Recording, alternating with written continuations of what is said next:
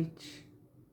Estamos reunidos hoje para mais um Evangelho no Lar da Casa dos Espíritos e Recanto do Vovô Antônio.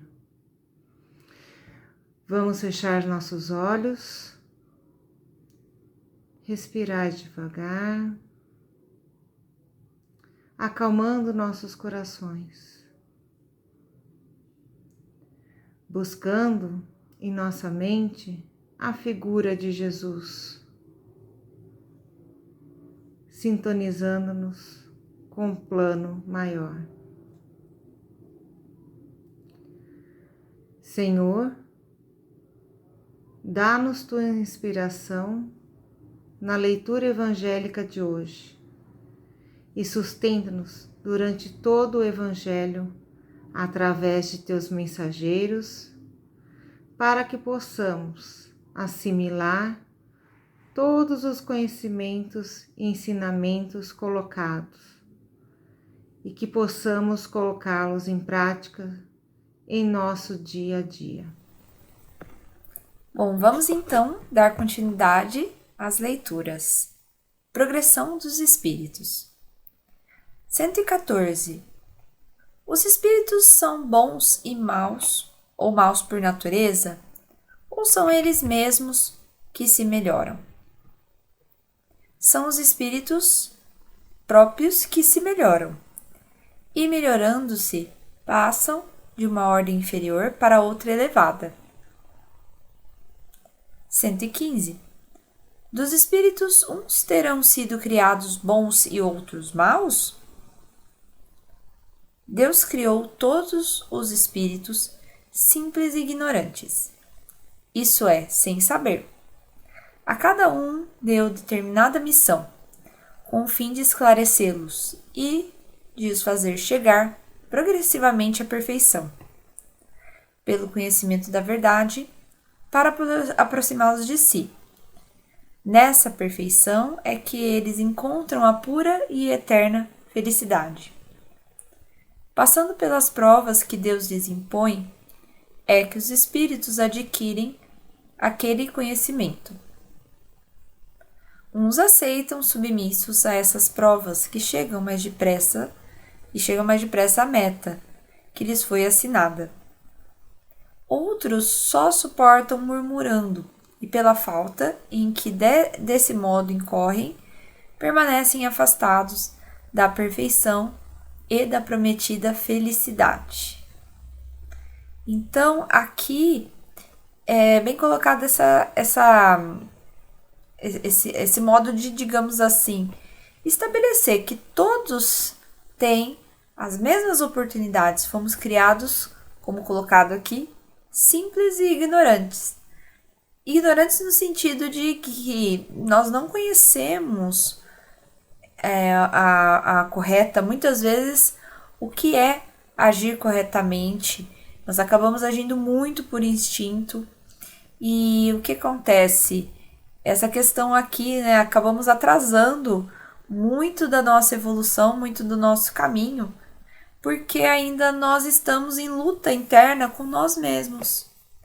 Então, isso não quer dizer que nós somos, de certa forma, maus ou que queremos errar, mas de que realmente estamos como crianças, aprendendo.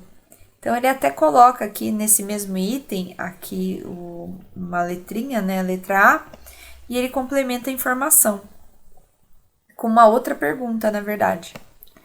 Segundo o que acabais de dizer, os espíritos em sua origem seriam como as crianças, ignorantes e inexperientes, só adquirindo pouco a pouco os conhecimentos que carecem com o percorrer de diferentes fases da vida? Ou seja, estamos aqui, realmente aprendendo, vivenciando, seria isso como crianças? E a resposta, sim, a comparação é boa. A criança rebelde se conserva ignorante e imperfeita. Seu aproveitamento depende da sua maior ou menor docilidade. Mas a vida do homem tem termo, ao passo que a dos espíritos se prolonga ao infinito. Ou seja, estamos nessa oportunidade da encarnação por um tempo determinado. E se muitas vezes acabamos ficando patinando, como é colocado aqui, nós temos, claro, uma jornada infinita, se formos pensar lá do começo, como houve essa criação e toda essa possibilidade de reencarnar.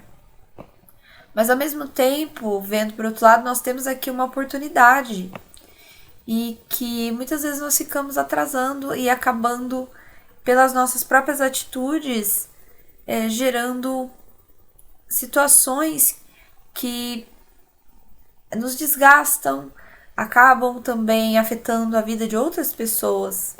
Então, é nesse sentido que esse texto fez, né, esses comentários.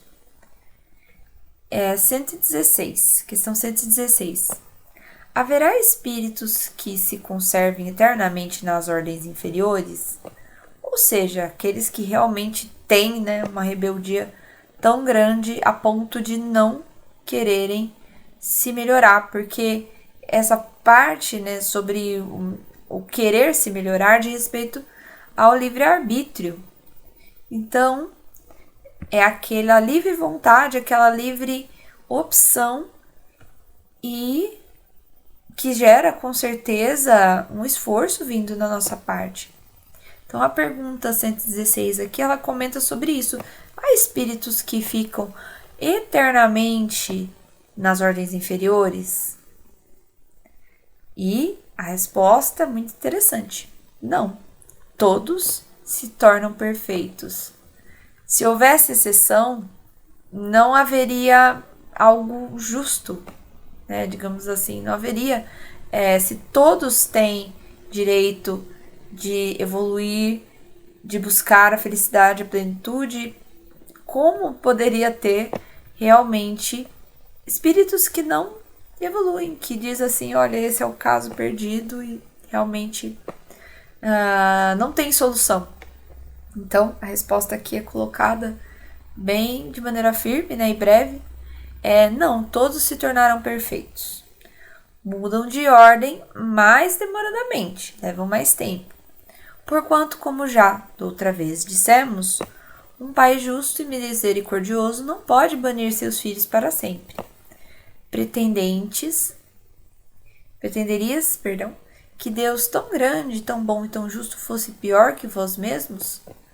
Então, assim, um comentário que até mexe com a gente, né? Se até nós, por mais que tenhamos filhos, por mais que tenhamos parentes ou amigos que são, né, entre aspas, difíceis, que nos exigem realmente exige muito de nós, mas por amor, nós temos ali um carinho, um amor tão grande que nós relevamos isso e queremos que essa pessoa tenha progresso, que essa pessoa tenha sucesso, seja feliz, e nos sacrificamos muitas vezes. Então, se até foi bem colocado aqui, né? Se até nós, que ainda estamos em evolução, fazemos isso, temos esse despertamento, né, da maioria das vezes, quem dirá Deus, né? Então, muito interessante. Questão 117. Depende dos espíritos o progredirem mais ou menos rapidamente para a perfeição? Certamente. Eles alcançam mais ou menos rápido, conforme o desejo que têm de alcançá-la, e a submissão que testemunham a vontade de Deus. Uma criança dócil não se instrui mais depressa do que outra que é recalcitrante.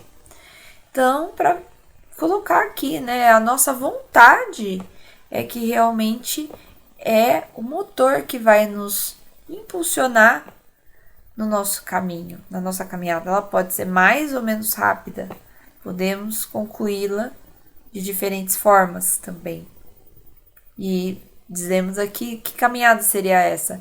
O percorrer da vida na busca de nos melhorarmos, termos melhores sentimentos, termos melhores ações e buscar uma perfeição moral. Podem os espíritos degenerar? Essa é a pergunta da 118, do item 118. Podem os espíritos degenerar? Então, seria assim, um espírito que já alcançou um degrauzinho ali nessa caminhada de melhoria, ela pode voltar atrás? Despencar? Então a resposta é também não. À medida que avançam, compreendem o que os distanciava da perfeição. Concluindo uma prova, o espírito fica com a ciência que dá e lhe vem e não esquece. Pode permanecer estacionário, mas não retrograda. Legal, né, pessoal? Realmente, por exemplo, quando nós conhecemos uma situação, quando nós aprendemos algo, tem uma frase muito bacana que diz que uma mente que se expande, ela nunca mais volta ao seu formato original.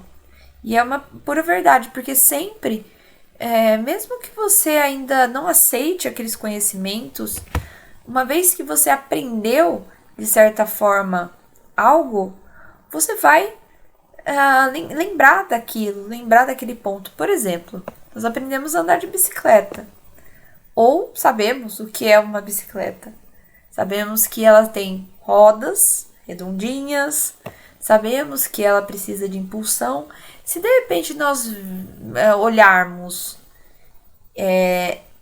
uma construção semelhante a uma bicicleta, mas que tem rodas quadradas ali, rodas que não são rodas, né? Pneus quadrados e que não conseguem se mover para frente, provavelmente a gente vai ficar pensando, não, mas isso não funciona. Existe aquela outra forma de fazer. É um exemplo bem simples, mas é para dizer a respeito disso, que uma vez que nós temos um aprendizado, uma vivência, por mais que a gente tenha um bloqueio quanto àquilo, não aceite de pronto, ou não valorize,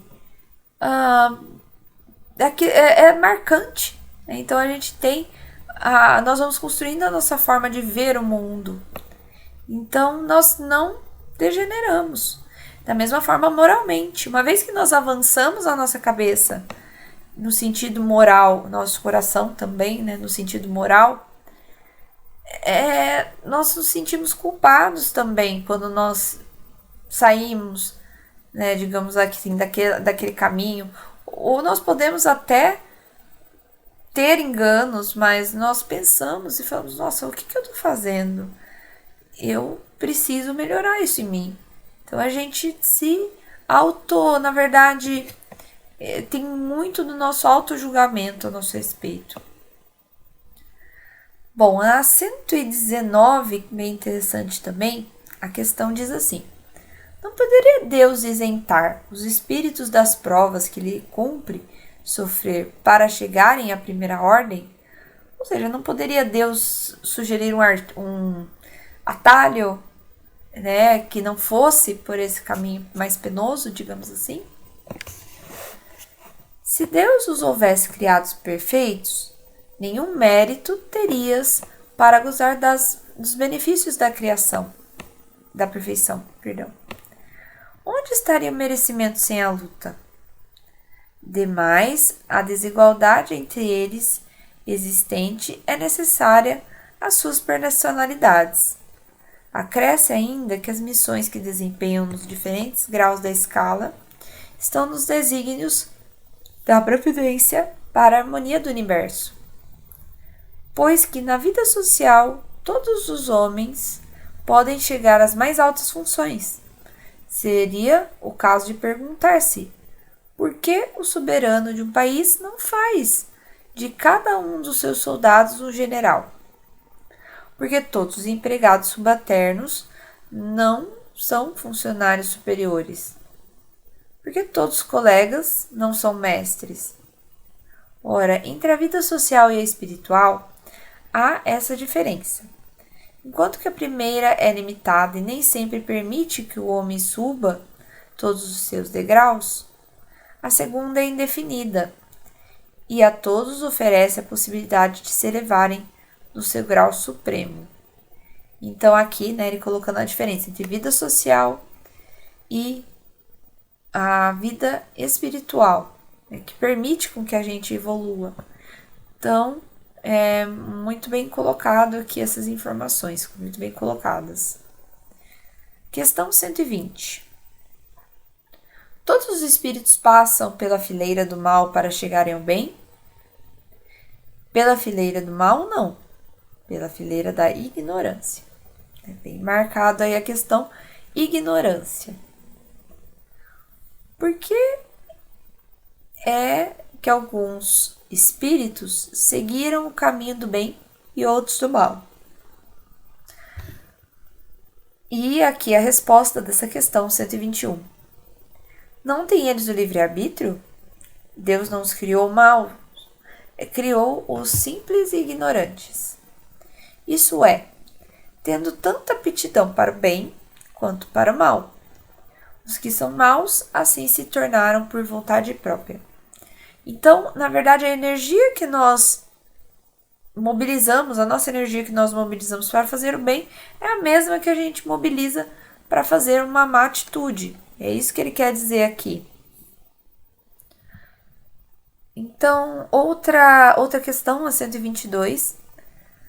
Como podem os espíritos em sua origem, quando ainda não têm consciência de si mesmos, gozar da liberdade de escolha entre o bem e o mal? Há neles algum princípio, qualquer tendência que os encaminhe para uma senda, de preferência a outra? E a resposta: o livre-arbítrio se desenvolve à medida que o espírito adquire a consciência de si mesmo. Já não haverá liberdade desde que a escolha fosse determinada por uma causa independente da vontade do espírito. A causa não está nele, está fora dele, nas influências a que cede em virtude da sua livre vontade. É que se contém na grande figura emblemática da queda do homem e do pecado original. Uns cederam à tentação e outros resistiram. Bom, aqui no caso, ele fala sobre consciência, no sentido de que, como nós ainda não temos, né, essa consciência de nós mesmos, como somos ainda simples, como ainda ignoramos, né, temos ainda muito a aprender, como saber qual lado escolher? Então foi colocado aqui. Então ele diz aqui nessa resposta, né, é falado essa questão de que o nosso sentido de livre-arbítrio também se desenvolve à medida que nós fazemos as nossas escolhas e nos conscientizamos sobre isso. Então, é bem colocado aqui que isso é uma questão de liberdade de escolha e também crescimento. Esse progresso espiritual que é muito falado vem justamente desse progresso nas nossas escolhas, no nosso livre-arbítrio. Então, é uma ferramenta de ensino muito importante que nós temos à nossa disposição. Por isso que é importante nós valorizarmos as oportunidades que nós temos para nos melhorarmos. Questão aqui, dentro da questão 122, temos o item A. De onde vêm as influências que sobre ele se exercem? Influências que nós temos sobre os espíritos. Elas vêm dos espíritos imperfeitos, que procuram apoderar-se dele, dominá-lo e que se rejubilam com o fazê-lo sucumbir. Foi isso que tentou simbolizar na figura do Satanás, ou seja, da figura do inferno.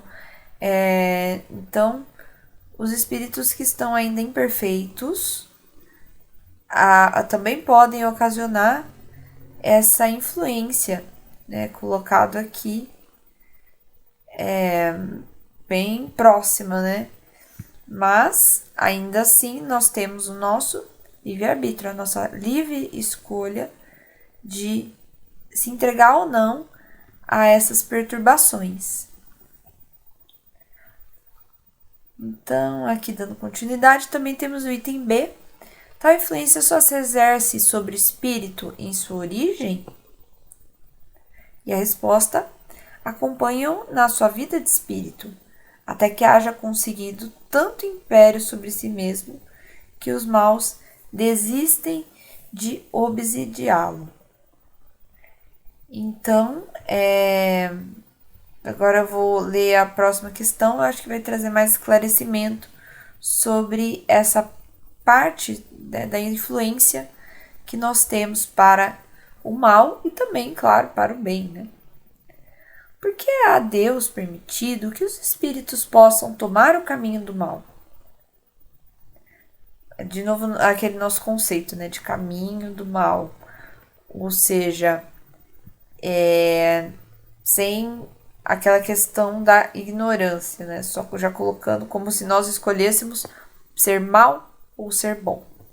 Então a resposta é: como ousais pedir a Deus contas de seus atos? Supondes poder penetrar-lhe os desígnios? Podeis toda a vida dizer o seguinte: a sabedoria de Deus está na liberdade de escolher que ele deixa a cada um. Portanto, assim, cada um tem o mérito de suas obras. Então, olha aí, né? A pergunta era por que Deus permitiria que os espíritos possam tomar o caminho do mal? Como se Deus visse, né, digamos assim, dá uma personificação para Deus, né? Personaliza aquele sujeito que olha um espírito como eu ou você que está aqui nos assistindo e que fala assim: ah, não, deixa, ele vai por esse caminho, é o caminho ruim, pode ir, tranquilo, vai, né? Eu não vou fazer nada a respeito, pode ir. Como na verdade não há esse caminho do mal, né? Há caminhos que vão levar a escolhas que vão acrescentar ou vão dificultar essa caminhada. Então, a sabedoria de Deus está justamente na liberdade, que também resulta no nosso mérito. Quando nós temos vitórias, quando nós evoluímos, quando nós nos melhoramos, né? Então, nós temos mérito sobre isso, graças a esse livre-arbítrio. Questão 124 diz assim: pois que há espíritos que desde o princípio seguem o caminho do bem absoluto e outros do mal absoluto, deve haver, sem dúvida, gradações entre esses dois extremos? A resposta bem curtinha, né? Sim, certamente. E os que se acham nos graus intermédios constituem a maioria. Ou seja, dentre a maioria de nós, ainda somos aquilo que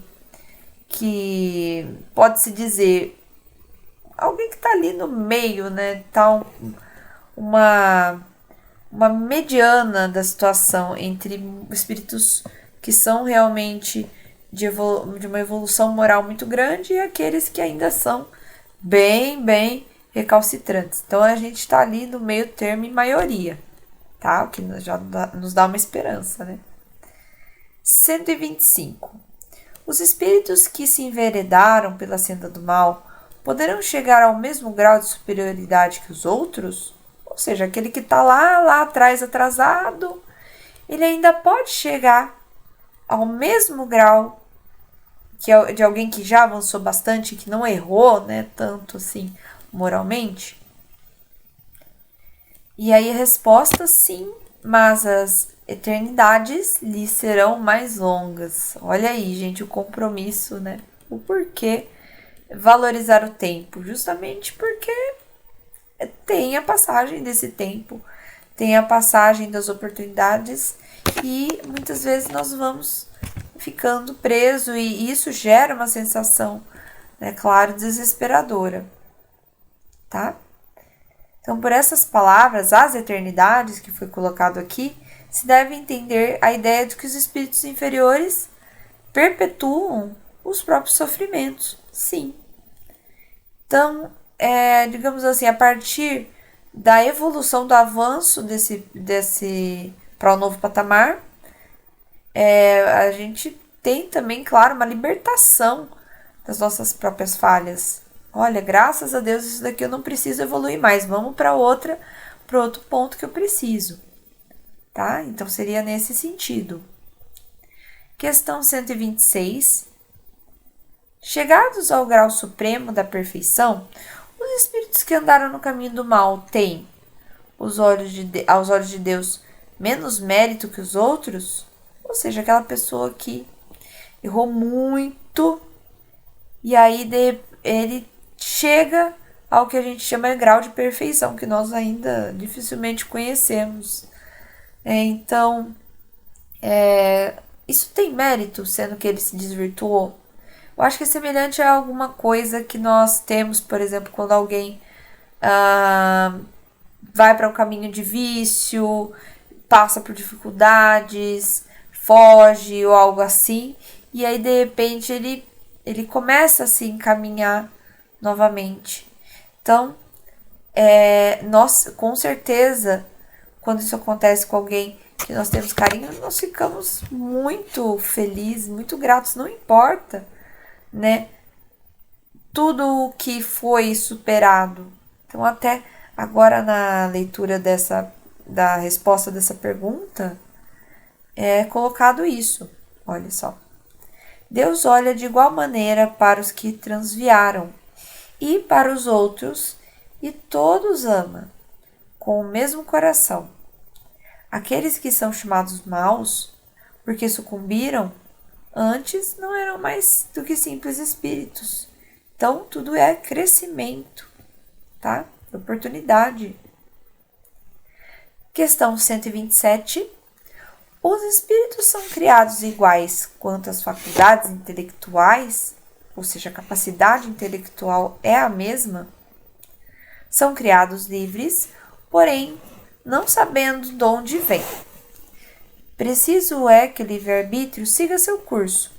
Eles progridem mais ou menos rapidamente em inteligência com moralidade. Então, espíritos que sempre desde o início seguem o caminho do bem, nem por isso são espíritos perfeitos. Tá? Dessa parte, esse trecho eu estou lendo, tá colocado justamente após essa pergunta. Não tem, é certo, maus pendores, mas precisa adquirir a experiência e os conhecimentos indispensáveis para alcançar a perfeição. Podemos compará-los a crianças que, seja qual for a bondade de seus instintos naturais, necessitam de se desenvolver e estabelecer que não passam sem transição da infância à madureza. Simplesmente assim como há homens que são bons e outros que são maus desde a infância.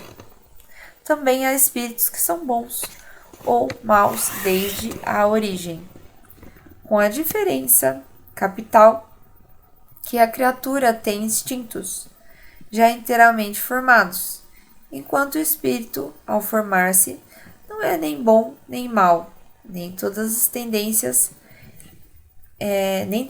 tendências e toma uma das outras direções, por efeito do seu livre-arbítrio.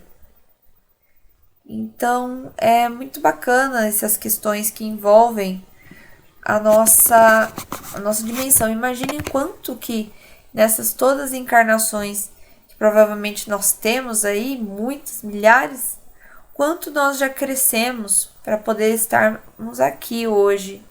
Quanto ainda nós precisamos crescer em termos moral e espiritualmente. Então, que a gente possa utilizar esses conhecimentos para a nossa caminhada, é claro.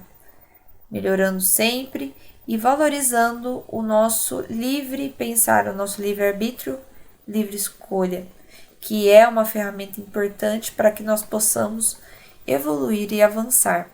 Olá, vamos agora a mais um item do Livro dos Espíritos, o item 8 do capítulo 1, Anjos e Demônios. Pergunta 128.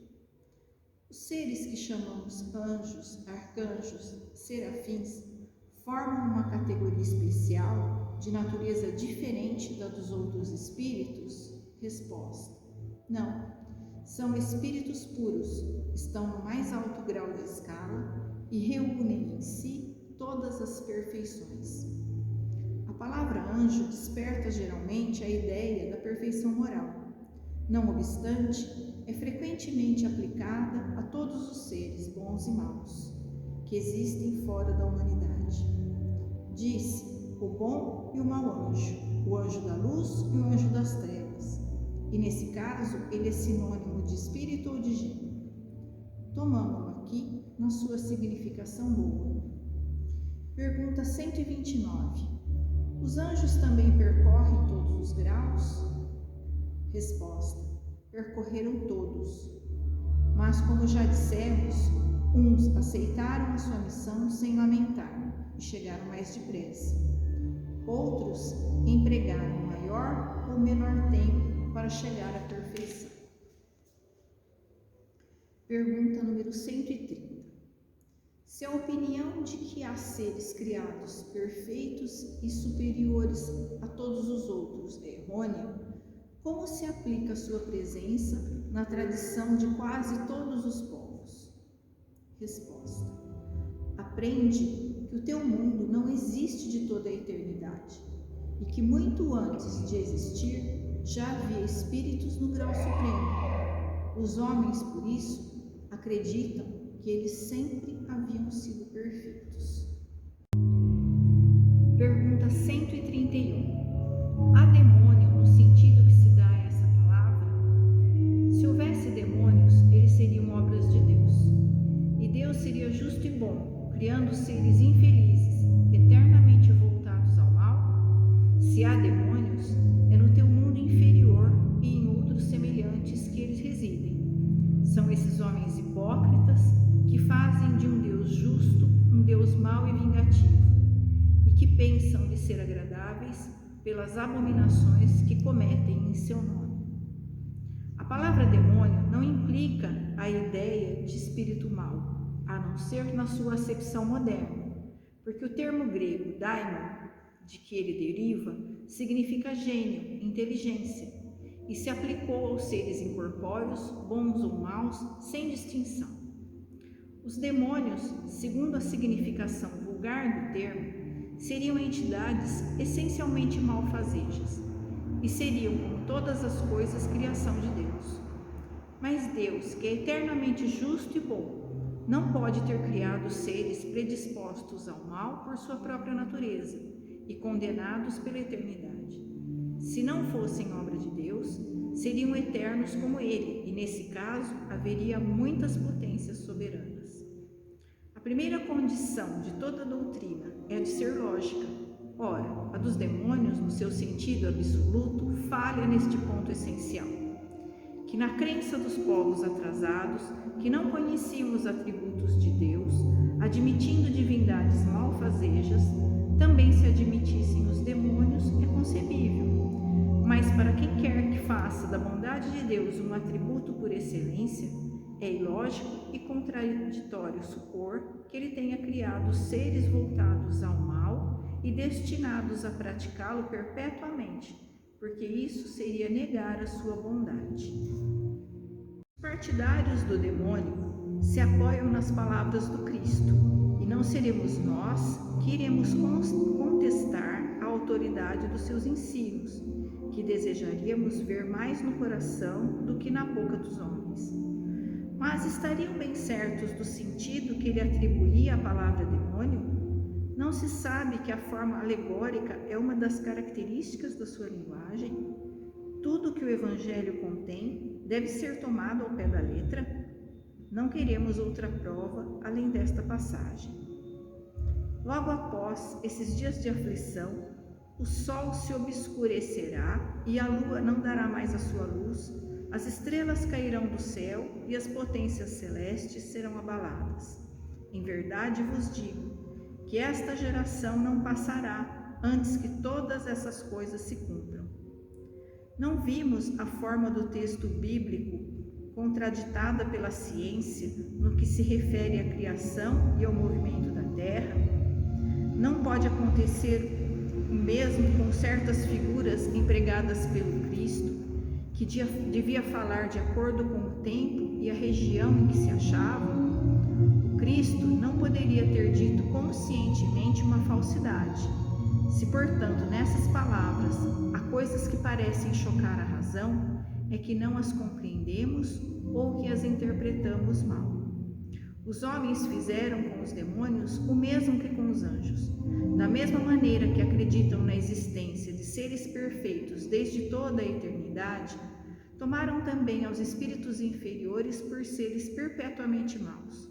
A palavra demônio deve, portanto, ser entendida como referente aos espíritos impuros, que frequentemente não são melhores que os designados por esse nome, mas com a diferença de ser o seu estado apenas transitório. São esses os espíritos imperfeitos que protestam contra as provações e por isso as sofrem por mais tempo, mas chegarão por sua vez à perfeição, quando se dispuserem a tanto. Poderíamos aceitar a palavra demônio com esta restrição, mas como ela é agora entendida num sentido exclusivo, poderia induzir em erro, dando margem à crença na existência de seres especialmente voltados ao mal. A propósito de Satanás, é evidente que se trata da personificação do mal sob uma forma alegórica, porque não se poderia admitir um ser maligno lutando de igual para igual com a divindade, cuja única preocupação seria de contrariar os seus desígnios. Como o homem necessita de imagens e figuras para impressionar a sua imaginação, pintou os seres incorpóreos com formas materiais dotadas de atributos que lembram as suas qualidades ou seus defeitos. Foi assim que os antigos, querendo personificar o tempo, deram-lhe a figura de um velho com uma foice e uma ampulheta. Uma figura de jovem, nesse caso, seria um contrassenso. O mesmo se deu com as alegorias da fortuna, da verdade, etc.